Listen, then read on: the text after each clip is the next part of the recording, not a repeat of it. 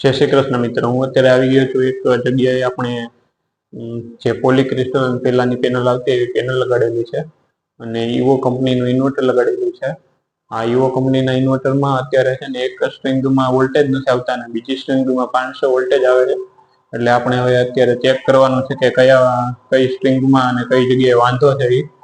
હું તમને સૌથી પહેલા ઇન્વર્ટર દેખાડી દઉં. આ જો આ ઈવો કંપનીનું ઇન્વર્ટર છે. હવે આના એન્ટર દબાવીને એટલે લાઇટ થાય, બરાબર. અને આમાં જો લખેલું છે પેલી સ્ટ્રિંગ રહીને પેલી 1 નંબર ને એમાં 85 વોલ્ટેજ આવે અને બીજા નંબરમાં 495 વોલ્ટેજ આવે છે. હવે આ જે ડીસી-ડીવી છે ને એમાં તો બે અત્યારે ઓકે જ દેખાડે છે. હવે આ જે મલ્ટીમીટર છે ને એ મેં અત્યારે ડીસીમાં સેટ કર્યું છે અને ડીસીમાં સેટ કરીને આપણે જોઈ લઈ કે કઈ જગ્યાએ કેટલા વોલ્ટેજ આવે છે. આજે આ પેલી સ્ટ્રિંગમાં છે ને 614 વોલ્ટેજ આવે, એમસીબી ચાલુ છે, બરાબર. હવે અહીંયા જોઈએ, અહીંયા વોલ્ટેજ આવે, પાવર આવે છે કે નથી આવતો, ઉપરની બાજુ પાવર આવે છે કે નથી આવતો એ જોઈ લઈ. અહીંયા અમે અડાડ્યું અને અત્યારે એમસીબીમાં 80 વોલ્ટેજ જ આવે છે. એટલે કે આ જે એમસીબી છે ને એ ફોલ્ટી એમસીબી છે, એ બગડી ગઈ છે. અને હવે આ બીજી સ્ટ્રિંગમાં જોઈ લઈ. આ જે બીજી સ્ટ્રિંગમાં અડાડ્યું એમાં આપણે કેટલા વોલ્ટેજ આવે? 502 વોલ્ટેજ આવે છે. હવે ઉપરની બાજુ જોઈ લઈ. જે ઉપરની બાજુ અડાડી અને આ બાજુ 495. આ જે બીજા સ્ટ્રિંગ છે ને આવડિયા, એ બરાબર છે. એટલે આ એક એમસીબી રહીને બદલાવાની છે. હવે આ એમસીબી હું ભેગી સાથે રાખું જ છું, એટલે ડીસીની એમસીબી ને આપણે બદલાવી નાખી. એટલે ઇન્વર્ટર પાછું જોઈ લઈ પછી ચાલુ થાય છે કે નહીં. જે ડીસીની આ થેલેક્સ કંપનીની ડીસી એમસીબી છે એ બંધ કરી દીધી અને આ એક છેડો જે રહ્યો ને એ કાઢી નાખ્યો છે. એટલે હવે આમાં પાવર આપણે અડીને તો એ પાવર ન આવે.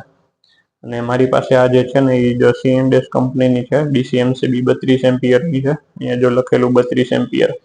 એટલે આ થેલેક્સની કાઢીને આપણે છે ને આવડી આ જે ડીસીની સીએનડેસની છે ને એ લગાડી દઈ. સીએનડેસની છે ને એ એમસીબી ઉપરના છેડા મારી દીધા છે અને આ જે મેઇન પાવર આવે ને એમાં બે લાલ કલરના જે છેડા છે, એટલે એમાં જોઈ લઈ પેલા પ્લસ કયો છે અને માઇનસ કયો છે.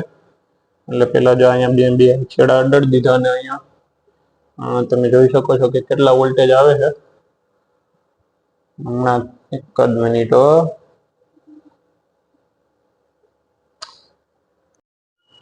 હવે આમાં જો આમાં એક ટેપ મારેલી રહી ને એ પ્લસ વાળો છેડો છે અને ત્યાં નીચેનો છેડો છે ને એ માઇનસ વાળો છે. એટલે એ રીતે આપણે આમાં એમસીબીમાં લગાડી દઈ. આ પ્લસ વાળો છેડો લગાડી દીધો. હવે બીજામાં જે માઇનસ અહીંયા ખાલી છેડો છે ને એમાં આવડા માઇનસનો છેડો લગાડી દઈ.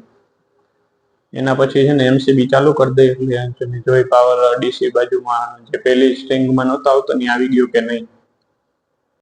છેડા છે ને આપણે આમાં એમસીબીમાં લગાડી દીધા છે. હવે એમસીબી ચાલુ કરી દઈ અને ત્યાર પછી આજે ઇન્વર્ટરમાં નીચે સ્વિચ છે ને એ કઈ રીતે ઓન કરી દઈ. હવે થોડીક વાર પછી આમાં જે ઇન્વર્ટર છે ચાલુ થાય છે કે નહીં એ જોઈ. ઇન્વર્ટર ચાલુ થઈ ગયું છે, જો નોર્મલ કન્ડિશનમાં આવી ગયું છે. અને અહીંયા જે એક નંબરમાં 082 વોલ્ટેજ આવતા હતા ને એમાં 545 વોલ્ટેજ આવે છે અને બીજી સ્ટ્રિંગમાં જો 514 43 એવા વોલ્ટેજ આવે છે. એટલે ઇન્વર્ટર ચાલુ થઈ ગયું છે. હવે યુનિટ બનવા માંડ્યા જોઈએ. કાંઈક અત્યાર સુધી છે ને અત્યારે વાગ્યા છે 4 અને તો એને આખા દિવસમાં 2 યુનિટ જ બન્યા. હવે છે ને કાંઈક યુનિટ બનવા માંડ્યા. અને જો તમને આવો વિડીયો ગમતો હોય તો આ વિડીયોને લાઈક, શેર અને કોમેન્ટ કરો અને આવા જ બીજા વિડીયો જોવા માટે મારી ચેનલને સબસ્ક્રાઈબ કરો.